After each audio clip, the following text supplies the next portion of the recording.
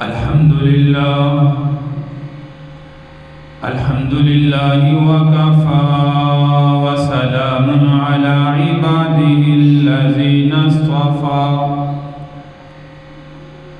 أما بعد فأعوذ بالله السميع العليم من الشيطان الرجيم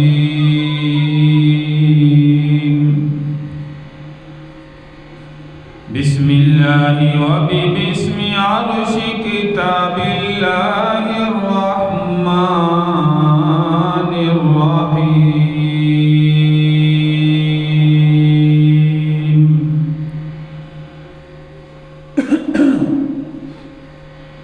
إلا تنصروه فقد نصره الله إذ أخرجه الذين كفروا ثاني اثنين إذ هما في الغار إذ يقول لصاحبه لا تحزن إن الله معنا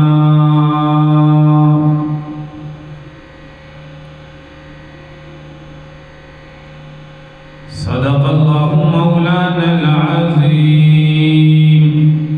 رب اشرح لي صدري ويسر لي أمري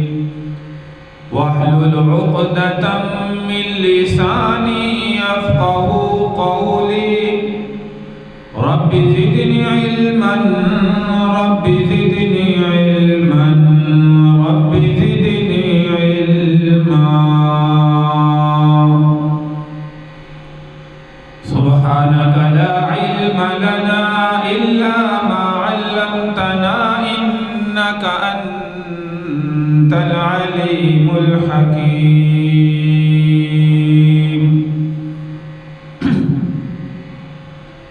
يا رب صل وسلم دائما أبدا على حبيبك خير الخلق كلهم تمام احباب پیارے پیغمبر صلی اللہ علیہ وسلم کی ذات پر بآواز بلند درود پاک پڑھیں اللہم صلی علی محمد وعلی آل محمد کما صلیت علی ابراہیم وعلی آل ابراہیم انکا حمید مجید اللہم بارک علی محمد وعلی كما باركت على إبراهيم وعلى آل إبراهيم إنك حميد مجيد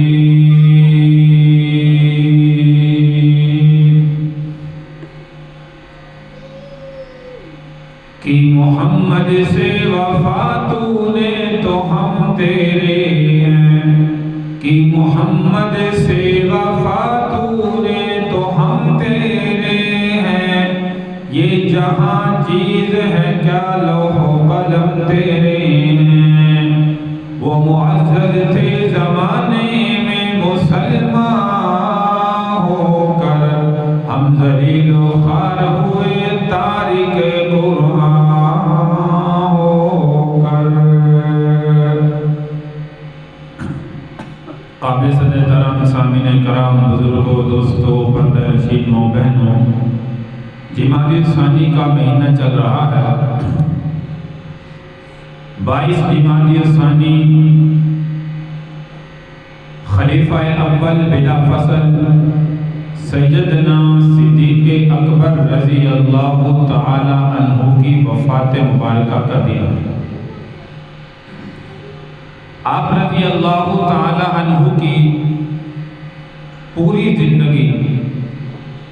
پیارے پیغمبر صلی اللہ علیہ وسلم کے ساتھ وفاداری میں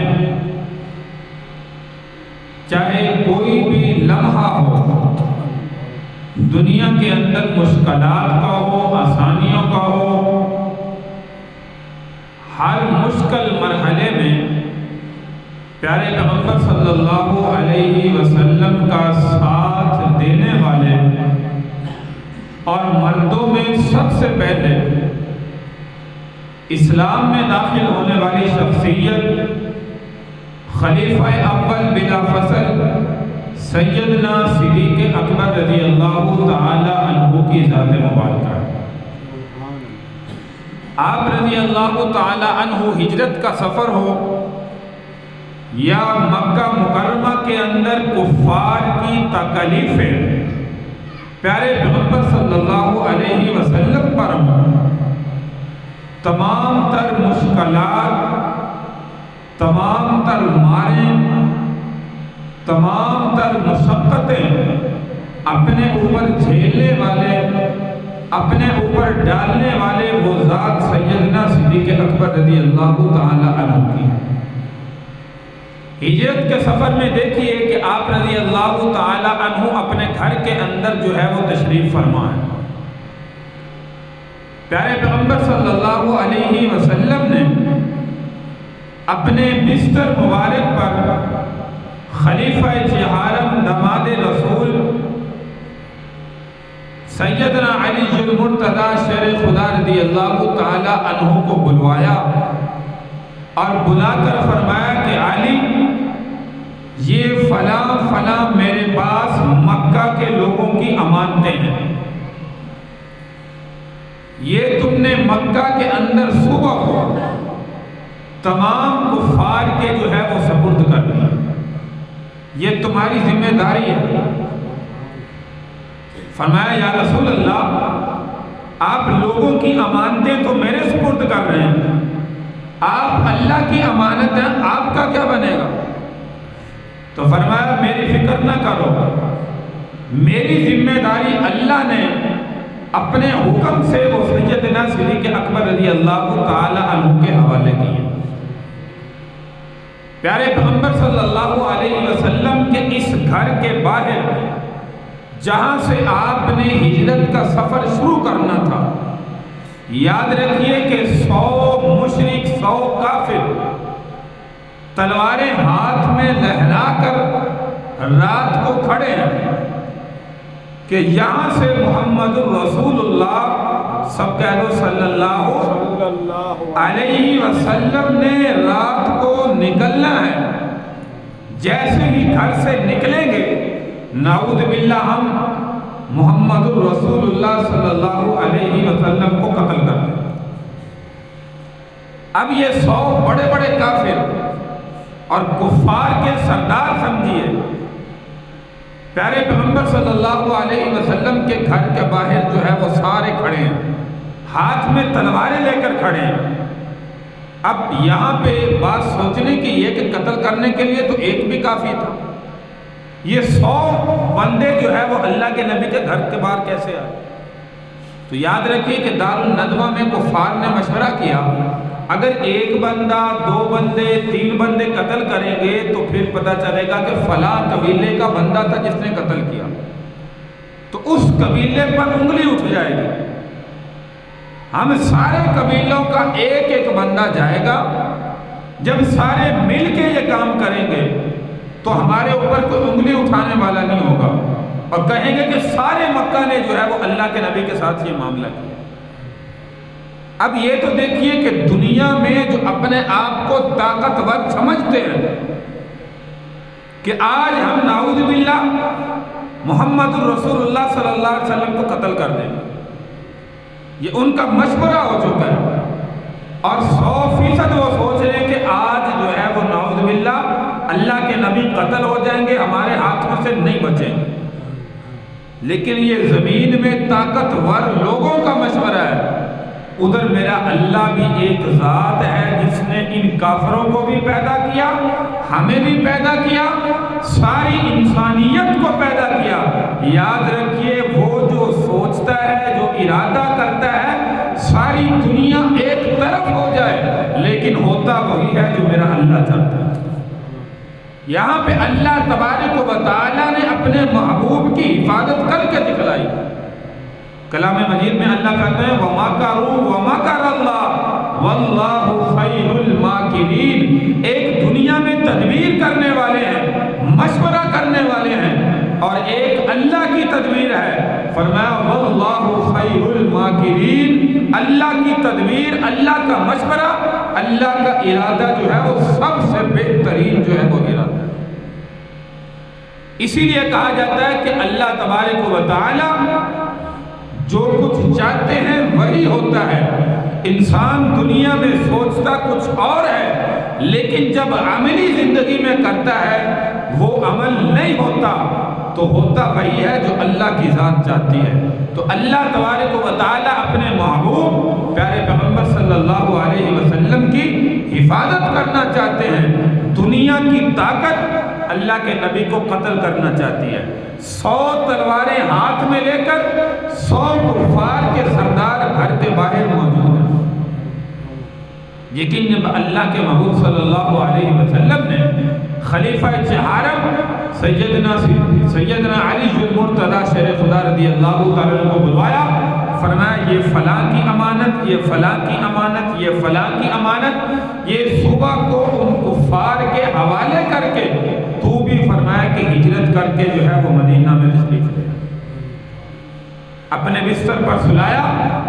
حضرت علی المرتضی شیر خدا رضی اللہ تعالیٰ عنہ قربان جائیں اللہ کے نبی کے جملے پر اور حضرت علی رضی اللہ تعالیٰ عنہ کی بہادری پر حضرت علی کہتے ہیں خدا کی قسم اس رات میں جو میں اطمینان سے سویا ہوں، اتنا اطمینان سے سویا، مجھے یہ بھی خطرہ نہیں تھا کہ آج کی رات اسرائیل آ جائیں گے میری جان نکال لیں۔ اسرائیل سے بھی مطمئن ہو کر سویا اور مجھے پکی امید تھی، 100% یقین تھا کہ صبح کا سورج میں ضرور جو ہے وہ چڑھتے دیکھوں گا، اس رات میں مجھے جو ہے وہ موت نہیں آ سکتی، کیونکہ اللہ کے نبی نے فرما دیا صبح کو یہ مکہ کے لوگوں کی امانتیں ان کے سپرد کر کے جو ہے وہ تو بھی مدینہ میں ہجرت کر کے آ جائے۔ تو جب اللہ کے نبی یہ جملہ ارشاد فرما رہے مجھے موت کہاں سے آ سکتی، اسرائیل بھی اس رات میں مجھے امید تھی کہ نہیں آ سکتا، تو کہتے ہیں میں ساری زندگی میں اس رات میں مطمئن ہو کر سویا کہ اس رات میں مجھے موت بھی نہیں آ سکتی۔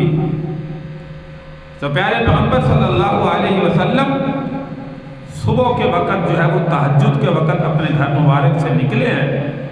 اب جبریل امین نے اطلاع دے دی ہے، جبریل امین آ چکے ہیں، یا رسول اللہ گھر کے باہر 100 کفار جو ہے وہ تلواریں لے کر کھڑے ہیں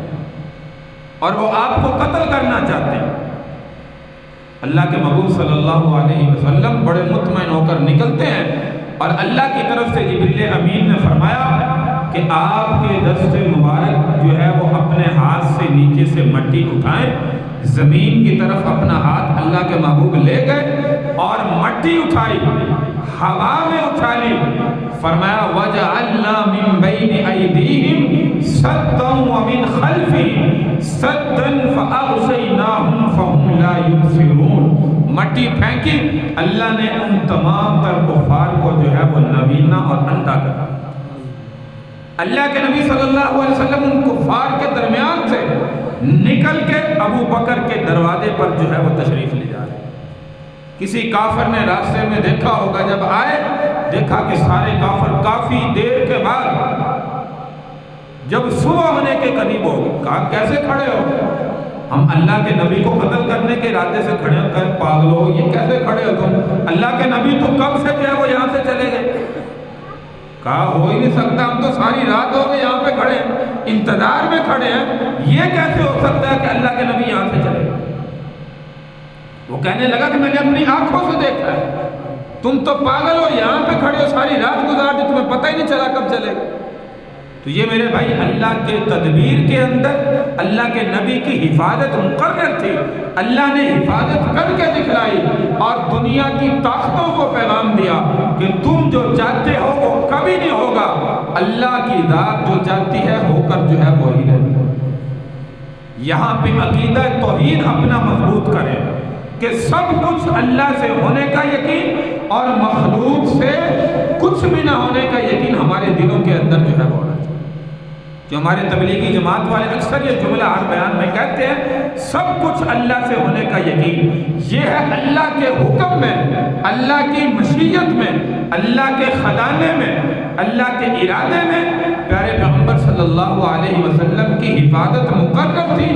دنیا کی طاقتیں کہہ رہی کہ آج ہم قتل کر دیں گے، لیکن اللہ نے اپنے نبی کی حفاظت کر کے دکھائی۔ سیدھے ابو بکر کے دروازے پر جیسے دستک ہوئی، ابو بکر صدیق پہلے انتظار کے اندر جو ہے وہ موجود تھے، فوراً دروازہ کھولا۔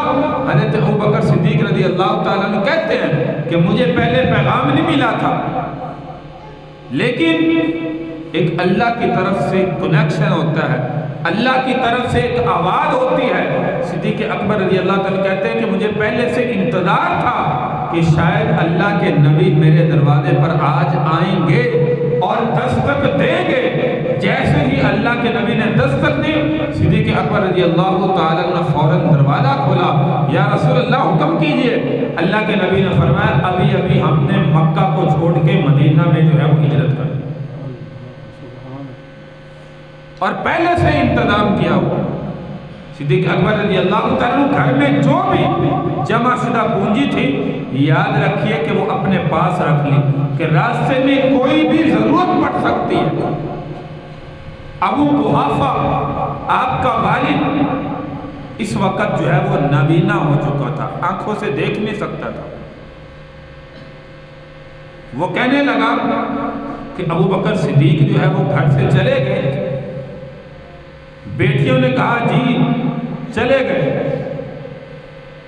کہا کچھ چھوڑ کر گئے یا سارا کچھ لے کر گئے؟ کوئی ایک تھوڑی سی پوٹلی کے اندر اس میں کچھ کنکریاں بھر کے اس میں جو ہے وہ رکھ دی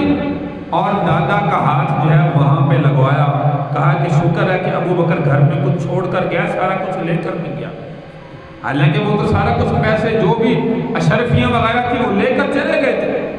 تو صدیق اکبر رضی اللہ تعالیٰ نے یہ ہجرت کا سفر جو ہے وہ شروع کیا، بڑا مشکل سفر تھا۔ تو خیر میں ذکر کر رہا تھا صدیق اکبر رضی اللہ تعالیٰ عنہ کی محبت اللہ کے نبی سے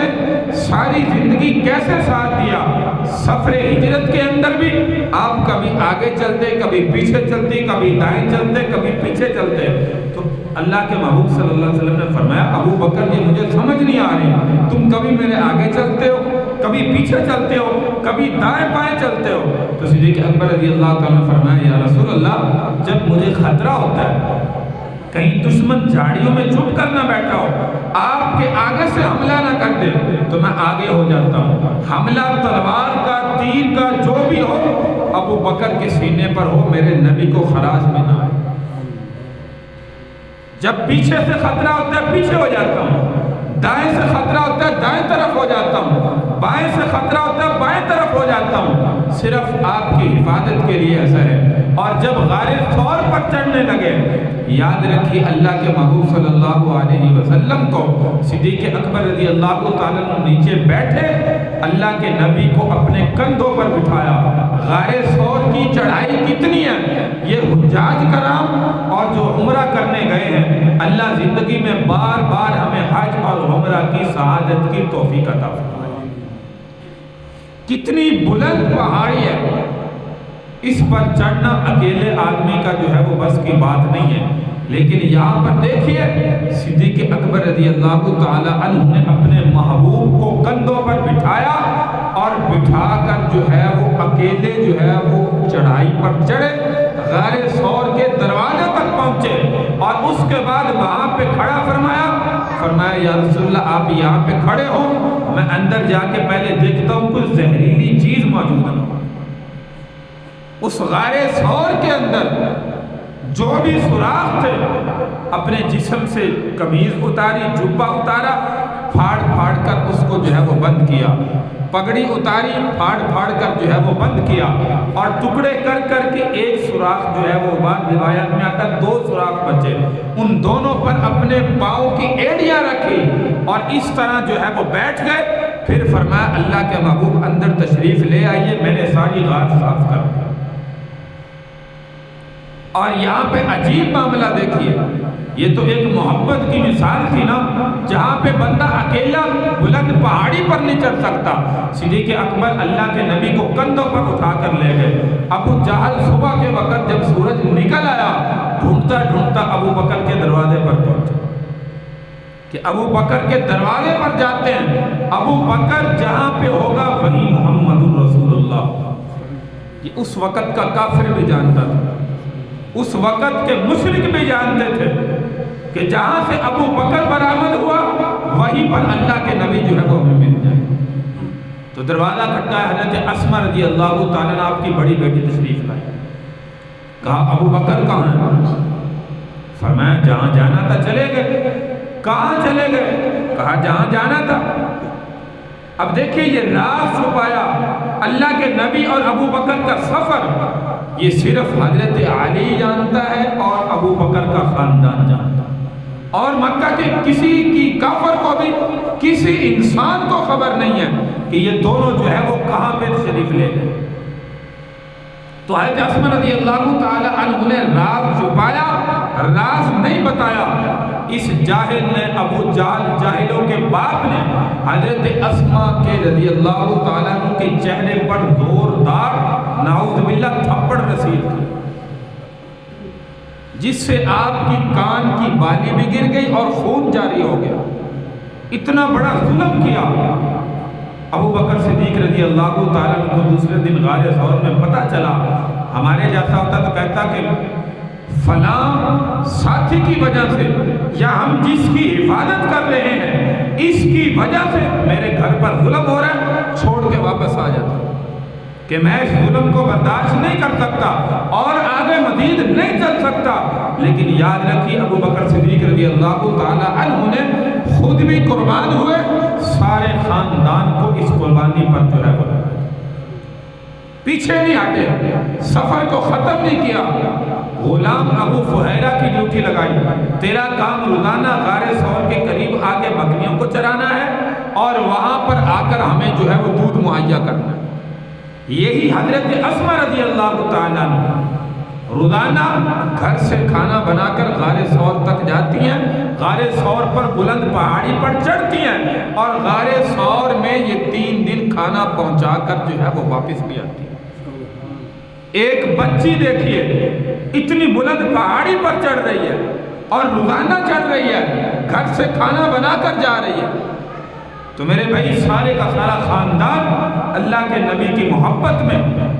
آپ کی حفاظت میں لگا ہوا ہے۔ تو میں ذکر کر رہا تھا کہ ابو جہل یہاں سے ڈھونڈتا ڈھونڈتا اس نے مکہ میں اعلان کیا کہ جو بھی محمد رسول اللہ ابو بکر کو لے کر آئے گا اسے 100 اونٹ انعام کے اندر دوں گا۔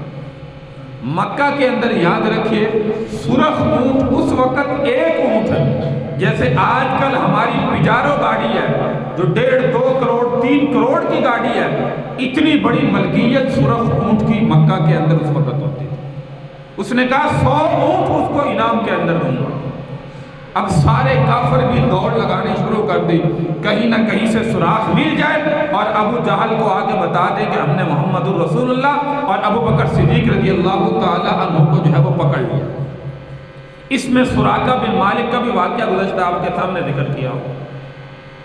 تو یہاں پہ ابو جہل نے کھوجی دیے جو راستہ بتاتے ہیں کہ یہاں سے پاؤں ایسے جا رہے ہیں، اس راستے پہ گئے ہیں، اس راستے پہ گئے ہیں۔ غار ثور تک وہ کھوجی جو ہے وہ ابو جہل کو لے گیا، وہاں پہ جا کے سر پکڑ کے کھڑا ہو گیا، کہنے لگا کہ یہاں تک تو 2 قدم چل کے آ رہے ہیں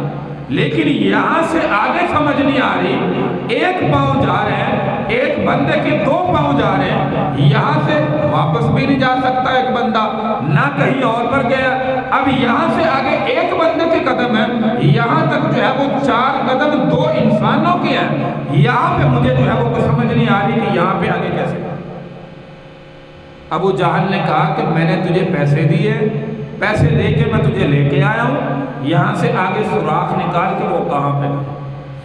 اب وہ کھوجی کہنے لگا میرے بس کی بات نہیں ہے، میرا علم یہاں پہ ختم ہو گیا۔ ابو جہل کہنے لگا اچھا یہ بتا، جو یہاں سے آگے پاؤں چل کے جا رہے ہیں، جو دار ارقم سے نشان بنے تھے وہ نشان ہے، یا دار ابو بکر کے گھر سے جو نشان تھے وہ نشان؟ تو کہنے لگا کہ دیکھ کے کہنے لگا کہ یہ دار ابو بکر سے نشان ہے نا، وہی نشان ہے۔ تو ابو جہل کہنے لگا بس تیرا کام ختم، آگے میں جانوں اور جو ہے وہ میرا معاملہ ہے۔ کہنے لگا مجھے پتہ چل گیا کہ یہاں سے ابو بکر جو ہے وہ اللہ کے نبی کو یا تو کندھوں پہ اٹھا کے لے گیا، جس طریقے سے بھی لے گیا، یہاں سے آگے ایک بندے کے نشان ہے، تو ہو سکتا ہے کہ یہاں سے محمد کو اٹھا کے ابو بکر اکیلا اس پہاڑی پر جائے۔ اس وقت محبت کی داستان کی مثال یہ کافر بھی اپنی زبان سے دے رہا ہے۔ کھوجی کہنے لگا یہ کیسے ہو سکتا ہے، اتنی بلند پہاڑی ہے، اکیلے بندے کا چڑھنا مشکل ہے، آپ کہہ رہے ہیں کہ یہاں سے جو ہے وہ اٹھا کر لے گیا۔ کہنے لگا تو نہیں جانتا ابو بکر جو ہے وہ محمد سے کتنی محبت کرتا ہے۔ اب یہاں پہ کھوجی جو ہے وہ پیچھے گیا، یہاں پہ ابو جہل جو ہے وہ ڈھونڈتا ڈھونڈتا غار ثور کے دروازے تک پہنچا۔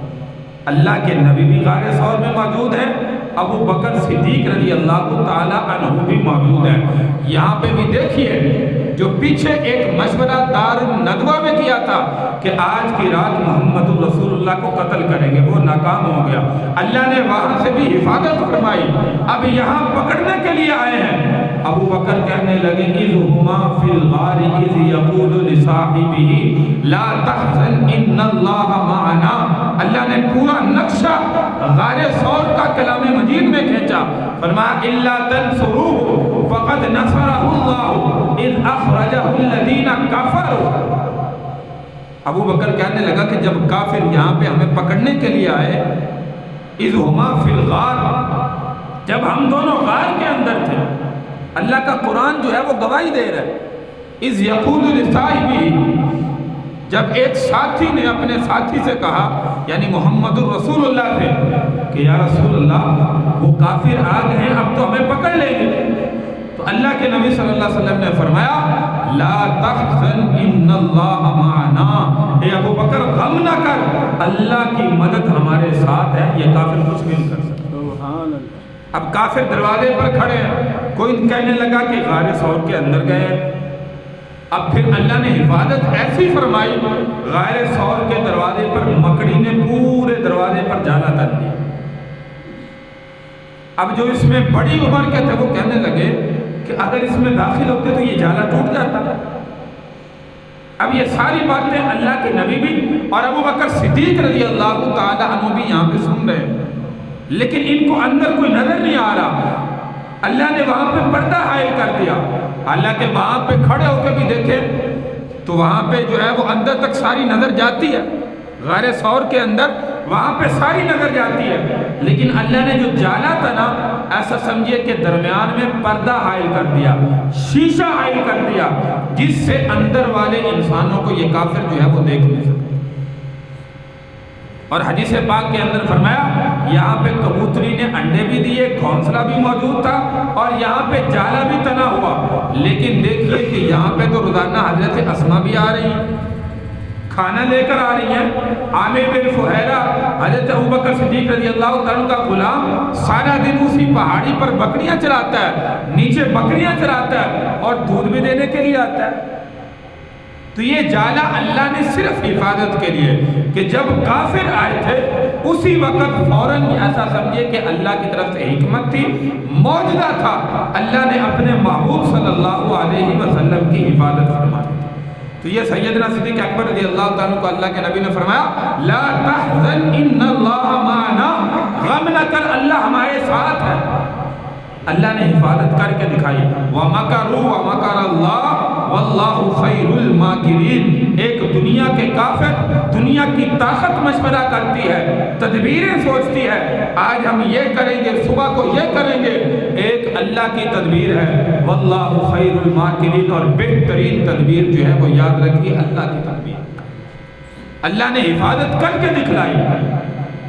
اور پھر یہاں سے 3 دن کے بعد واپس آئے، نیچے اتر کر مدینہ کا سفر جو ہے وہ شروع کیا۔ تو صدیق اکبر رضی اللہ تعالی عنہ، یاد رکھیے بچپن سے آپ کو جو ہے وہ بتوں کی عبادت سے نفرت تھی۔ بچپن کے اندر انگلی پکڑ کر ایک دفعہ باپ ابو قحافہ جو ہے وہ بت خانے میں لے گیا، آؤ ہم اپنے اللہ کی عبادت کرتے۔ عبادت کرنے کے لیے گئے،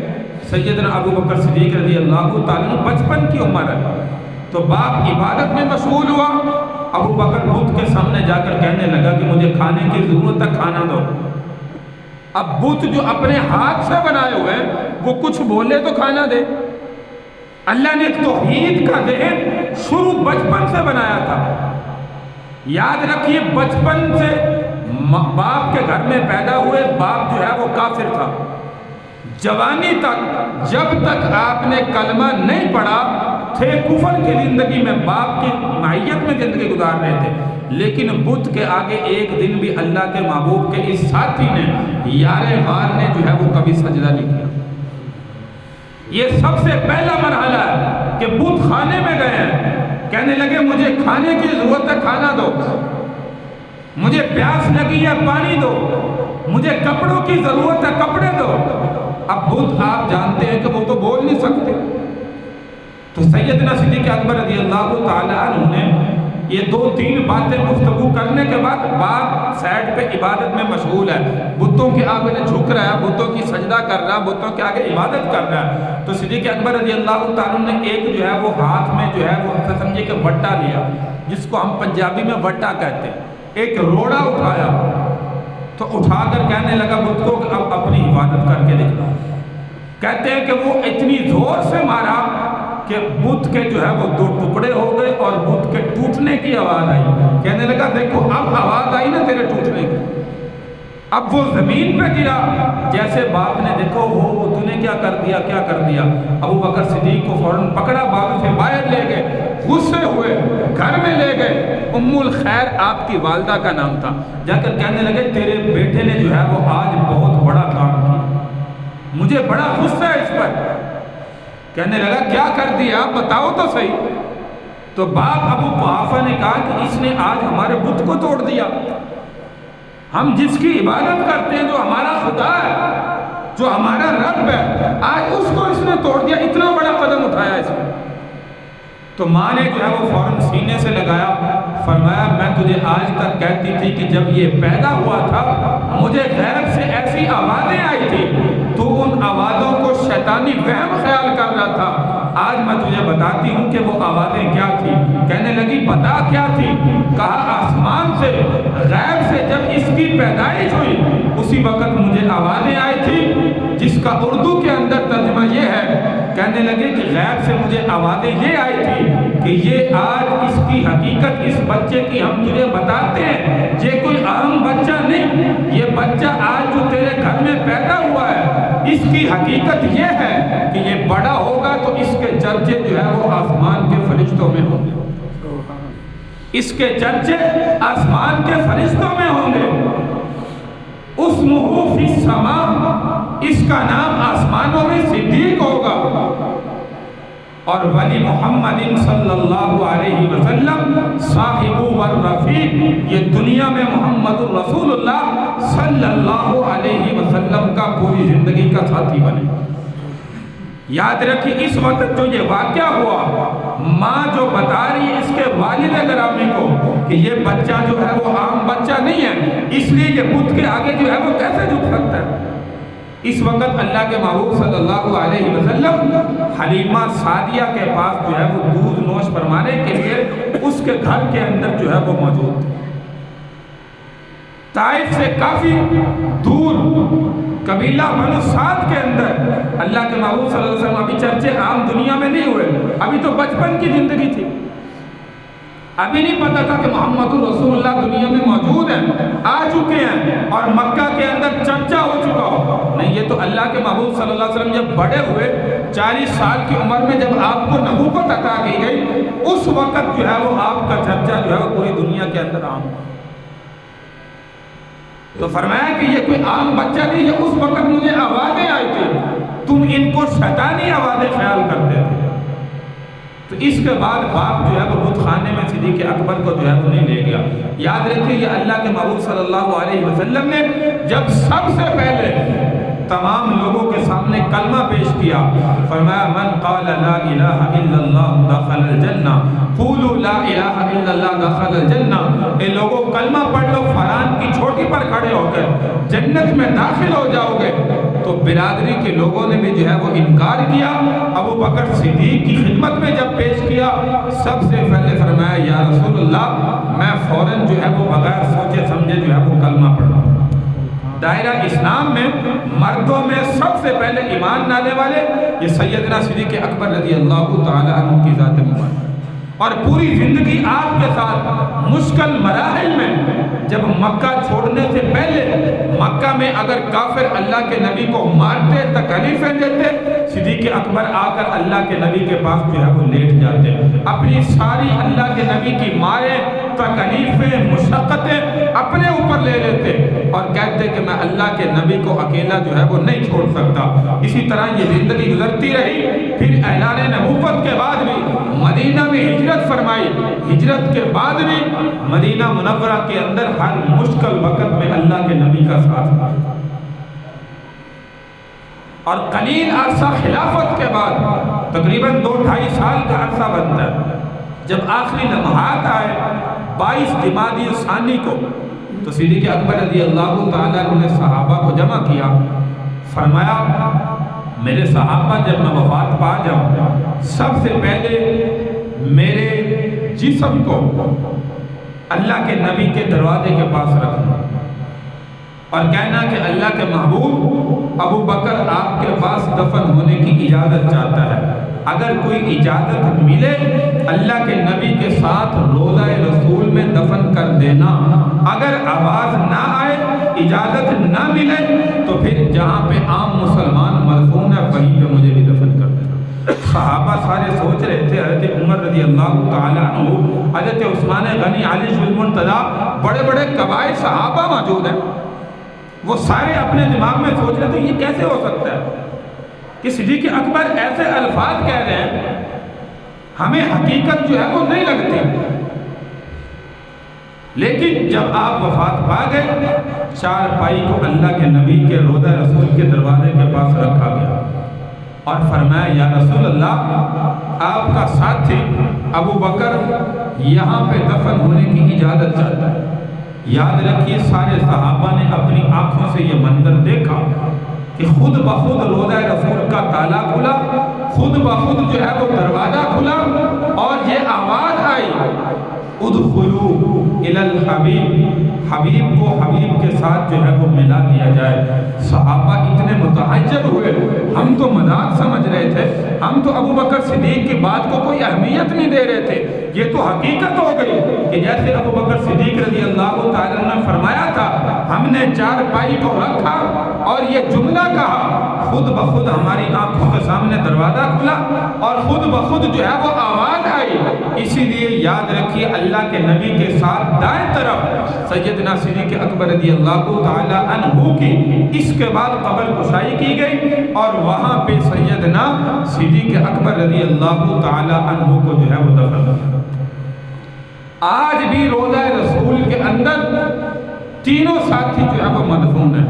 دوسرے نمبر پر صدیق اکبر رضی اللہ تعالیٰ عنہ اور تیسرے نمبر پر سیدنا عمر بن خطاب رضی اللہ تعالیٰ عنہ۔ وہ تو زندگی کے اندر حضرت عائشہ صدیقہ رضی اللہ تعالیٰ عنہ ابھی موجود تھی، تو حضرت عمر رضی اللہ تعالیٰ عنہ کو جب خنجر لگا تو آخری لمحات میں اپنے بیٹے حضرت عبداللہ کو حضرت عائشہ صدیقہ رضی اللہ تعالیٰ عنہ کے پاس بھیجا، انہوں نے اجازت مرامت فرمائی، اس کے بعد وہاں پہ دفن کیا گیا۔ قیامت کے دن اسی طرح اللہ کے نبی نے فرمایا کہ جب سارے انسان قبروں سے اٹھیں گے، فرمایا میں بھی اپنی قبر مبارک سے اٹھوں گا، اور فرمایا دائیں طرف صدیق اکبر اٹھیں گے، بائیں طرف سے حضرت عمر بن خطاب اٹھیں گے، دونوں کا ہاتھ پکڑ کر جو ہے میں اپنی قبر مبارک سے کھڑا کیا۔ عقیدہ حیات النبی، یہ اپنا عقیدہ بنائیں۔ ہمارا الحمدللہ عقیدہ ہے کہ اللہ کے محبوب صلی اللہ علیہ وسلم اپنی قبر مبارک میں کیا ہے؟ زندہ ہے، صحیح سالم ہے، اللہ کی عبادت میں موجود ہے۔ یہ نہیں کہ جیسے عام انسان ہم رکھ کے چلے آتے ہیں، کچھ سالوں کے بعد دیکھیں تو ہمیں ہڈیاں نظر میں آتی ہیں۔ اللہ کے نبی اللہ کی عبادت میں مشغول ہے، اسی لیے اللہ کے نبی نے آواز قبر مبارک سے آئی کہ حبیب کو حبیب کے ساتھ ملا دیا جائے۔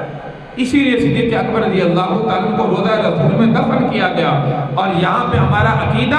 اور ایمان ہے القبر روضۃ من ریاض الجنہ کہ اللہ کے نبی صلی اللہ علیہ وسلم جس جگہ پہ مدفون ہے اس کو جنت کا ٹکڑا کہا جاتا ہے, جنت کا حصہ کہا جاتا ہے. یہ دنیا کے اندر جو ہے وہ جنت ہے, ایک آسمانوں میں جنت ہے, ایک دنیا میں اللہ نے جو جنت بنائی ہے مدینہ منورہ میں, یہ ریاض الجنہ کا حصہ جو ہے وہ جنت کا حصہ ہے. اللہ تبارک و تعالیٰ سے دعا ہے کہ اللہ تعالیٰ ہمیں بھی ان صحابہ کرام رضی اللہ عنہم اجمعین کے نقش قدم پر اللہ چلنے کی توفیق عطا فرمائے. وآخر دعوانا ان الحمد للہ رب العالمین.